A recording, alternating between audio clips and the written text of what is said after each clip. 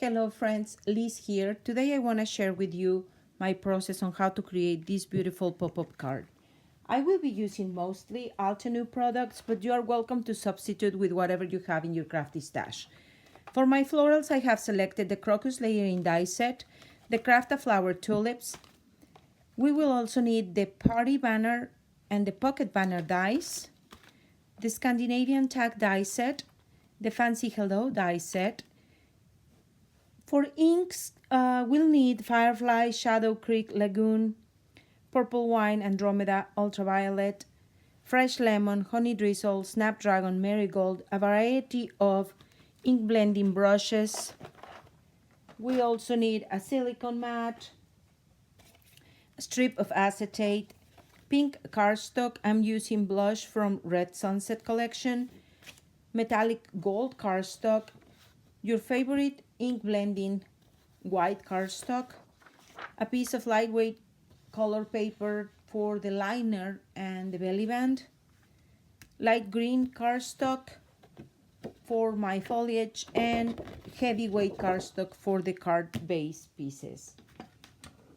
We will also need a scoring tool and scoring board, wax beads, a wax stamp, a wax spoon and a wax warmer, scissors, an eraser, pencil, a pen, and a perfect picker tool.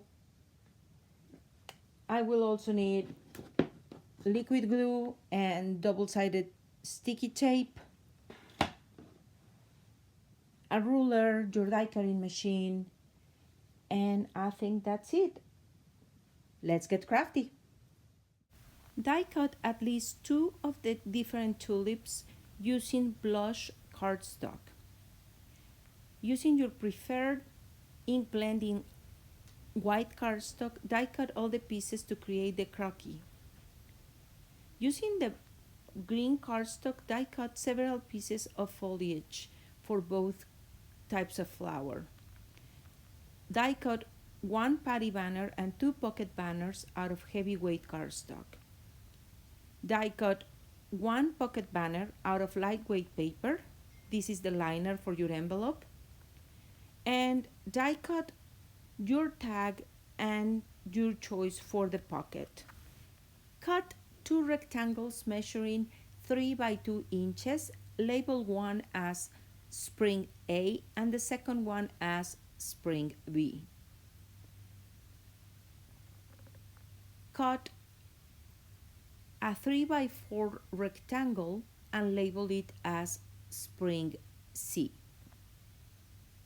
Cut a 3-inch square and label it center tier. Die cut your sentiment once out of gold metallic paper and a second time out of white cardstock.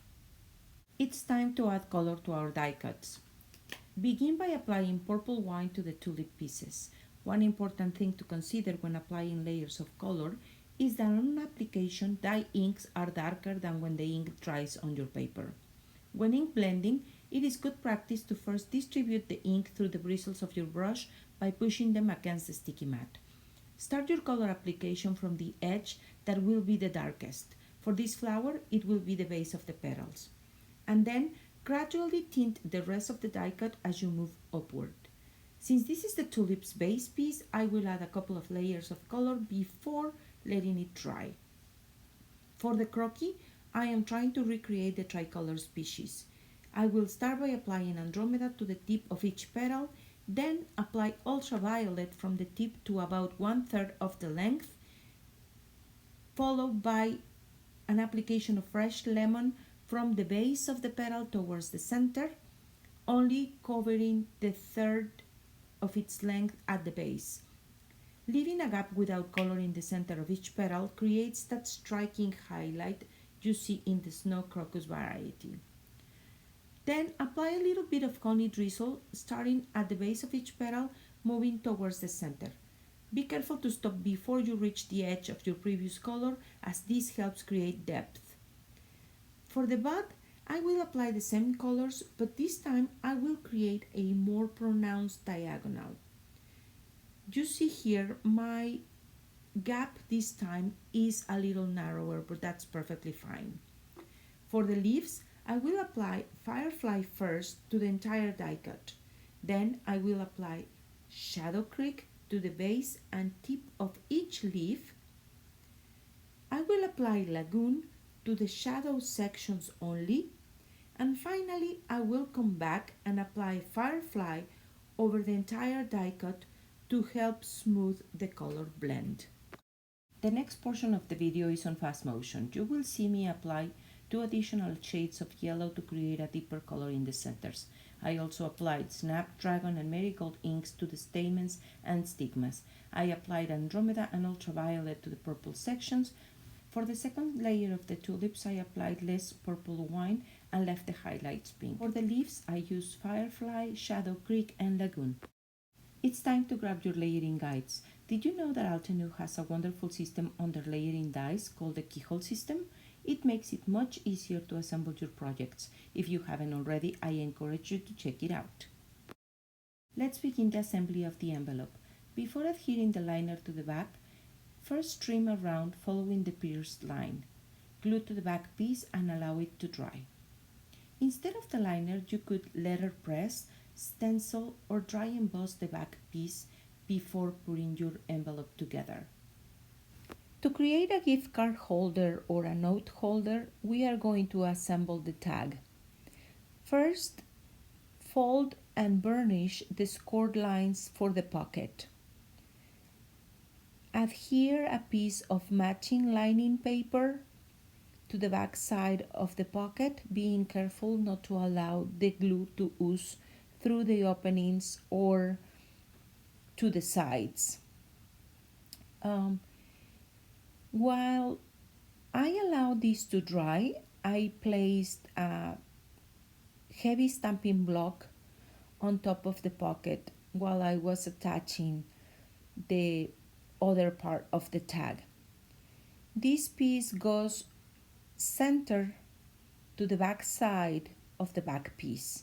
I know it can be like a tongue twister, but here in the video you can see clearly what I mean.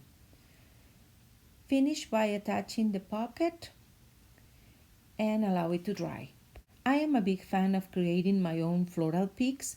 I do this by sandwiching a piece of acetate between 2 die cuts. In here I'm using liquid adhesive to have some wiggle room while aligning both die cuts together. Now let's create the springs that will help this card pop up. Position spring A in portrait orientation over your scoring tool. Score down at 3/8 of an inch, 1 inch, and 1 5/8 of an inch. Repeat for spring B. Again, score down at 3/8 of an inch, 1 inch, and 1 5/8 of an inch. Accordion fold beginning with a valley fold, a mountain fold, and then a valley fold. Repeat for the second piece. Burnish your lines well and set aside. Position spring C over your scoring tool in landscape orientation. Score down at 1/2 inch, 1, 1.5, 2.5, 3, and 3.5 inches. Accordion fold from each end towards the center. You should have an hourglass looking shape when folded properly. Burnish your lines well and set aside. Label the patty banner as front A. Trim 2 inches, measure from the straight edge towards the V shape. For the second pocket die cut, trim 2.5 inches, measure from the straight edge towards the pointed edge. Label this as front B. Discard the trim pieces and adhere front A to front B, being careful not to apply glue to the pointed section of front B as it would be exposed. You will see me clean it later. Align both pieces by the bottom and let it dry. Position the back piece with the liner facing up against one of the corners of your stamp wheel or your scoring tool. Bring in the springs and attach spring A to the lower left corner, making sure the mountain fold faces the opposite side of the card. Now position spring B on the lower right corner, making sure the mountain fold faces the opposite side. Adhere spring C as center as possible and aligned with the bottom of the back piece. It's time to bring in your flowers so you can start building up your beautiful arrangement. Begin by attaching one of the tallest florals you have and adhere it nestled inside spring C. Then adhere the center tier over the open end of spring C. Align with the center and bottom of the back piece. This will prevent it from getting caught by any of the lateral springs obstructing its movement. Continue building your arrangement using the rest of the flowers and foliage. You may create more interest by placing them at different heights and angles. Here is where your magic touch comes into play. Depending on the floral selection you have, you may need to add less foliage.